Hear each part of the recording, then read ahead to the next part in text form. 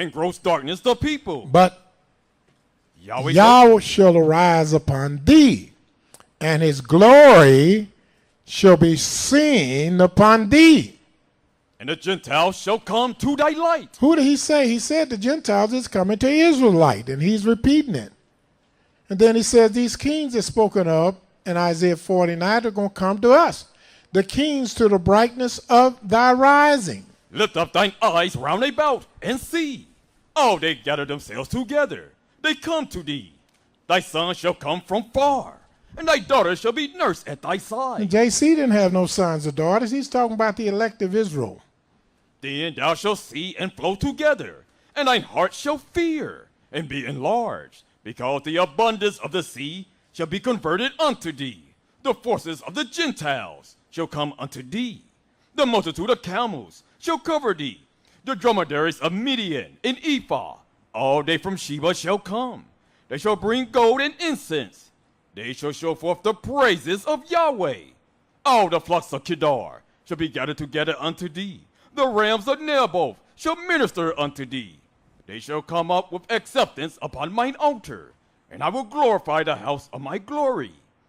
Who are these that fly as a cloud? Talked about us going back home to Jerusalem in them Boeing 747s, looking like doves flying on doves back to our windows.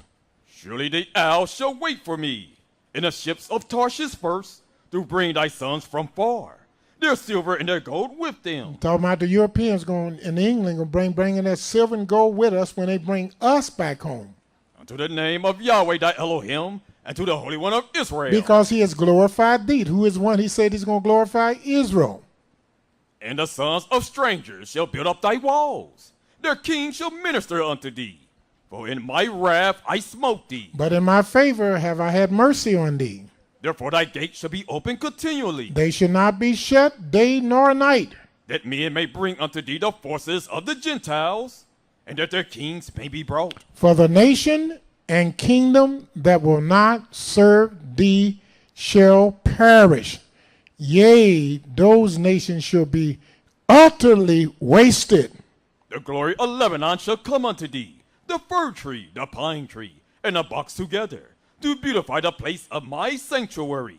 And I will make the place of my feet glorious. The sons also of them that afflicted thee shall come bending unto thee, and all they that despise thee shall bow themselves down to the soles of thy feet, and they shall call thee the city of Yahweh, the Zion, the Holy One of Israel. Wherein thou hast been forsaken, and hated, so that no man went through thee. I will make thee an eternal excellency, a joy of many generations. Thou shalt also suck the milk of the Gentiles, and shalt suck the breast of kings. And thou shalt know that I, Yahweh, am thy Savior and thy Redeemer. Who's our Savior? Yeah. You ask a Christian who's their Savior, what would they say? What will they say? And how we know they say JC? The Almighty said they would say JC. Turn to Isaiah 43.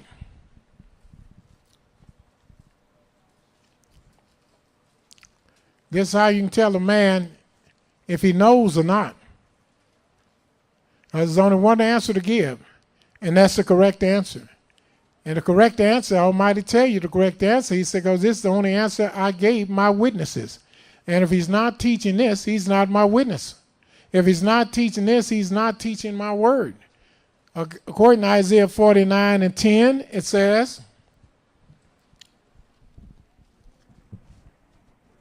43 and 10. Ye are my witnesses, saith Yahweh, and my servant, whom I have chosen. And if you look at the first verse, he's talking to Israel. He's talking to the nation of Israel. And not to no group called the Jehovah's Witness. He's talking to Israel. And he tells Israel, you are my witnesses. And my servant. And you are my servant that I spoke of in Isaiah 53. Whom I have chosen. And you're the one that I chosen. You're the one I knew in your mother's womb. That ye may know. That you may know. And believe me. And believe me. And understand. And understand that I am he. Before me. There was no Elohim form. Neither shall there be after me. Even I am Yahweh. And besides me, there is no Christ. Besides me, there is no Haile Selassie. Besides me, there is no Savior. You can't be a witness of this if you're mentally deaf and dumb. The only one that can stand up and witness and testify this is true is somebody that knows the truth. And if you ask any Christian who their Lord and Savior is, they will contradict the Almighty and say, my Lord and Savior is Christ. Yet they will say the Almighty is the highest authority in this book. Do you understand? That whole Isaiah, the 53rd chapter, is speaking of Yah's servant. We're the one that's making intercession from the transgressions. We are the ones that pouring out our soul unto death in this miserable place. Because Yah is not going to bring us home until our appointed time is over. Until then, we have to remain here. And by us remaining here, we're the only reason that this place is standing. Because when the Almighty pulled us out of this country, Old Glory will be hanging at half-mast. Because they know they've got to go. Nothing can keep them standing then. The righteous is left. That's the reason they don't want us to go home. Do we have any questions from any of our visitors on anything that we have taught thus far? From any of the beautiful young ladies? From any of our distinguished gentlemen, any questions on anything that we have said thus far?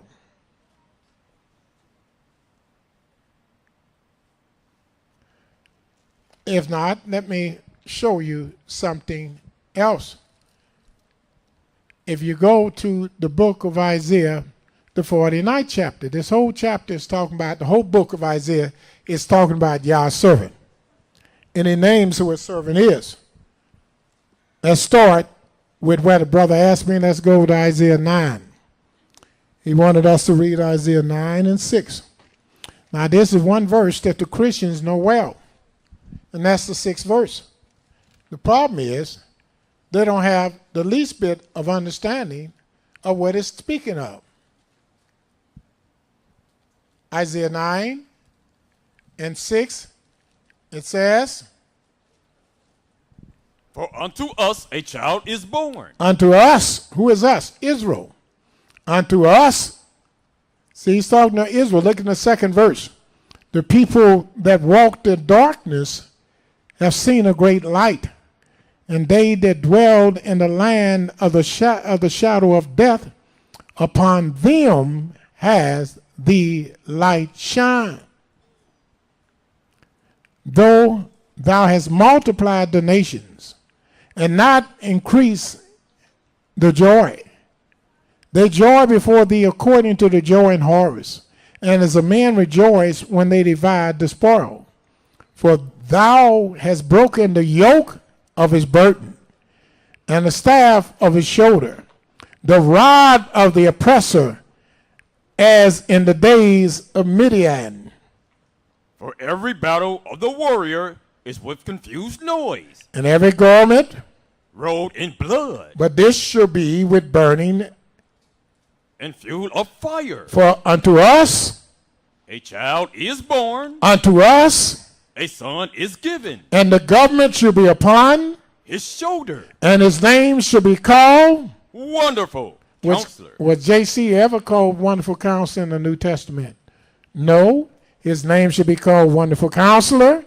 The mighty God. Was J.C. ever called the Mighty God in the New Testament? No. The everlasting Father. Was J.C. ever called Father, period, in the New Testament? He said he's the Son of Man, and that's how he called himself, the Son. He never pertained to himself as Father. The Prince of Peace. And he said he is not the Prince of Peace. He said he is not the Prince of Peace, And he said he is not the Father. Now, where do I get all this at? Let's turn to St. John, the 17th chapter.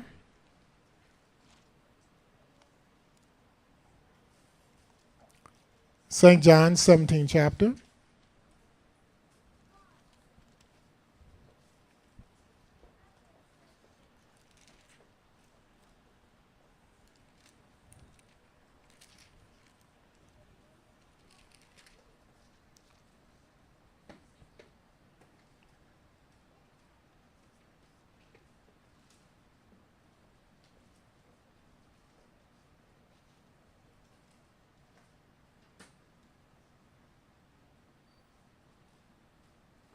According to St. John, the 17th chapter, read the 3rd verse, what J.C. said life eternal is. And this is life eternal. This is life eternal. That they might know thee. The only true Elohim. Hello. Now, J.C. said that the world may know thee, that thou art the only true Elohim.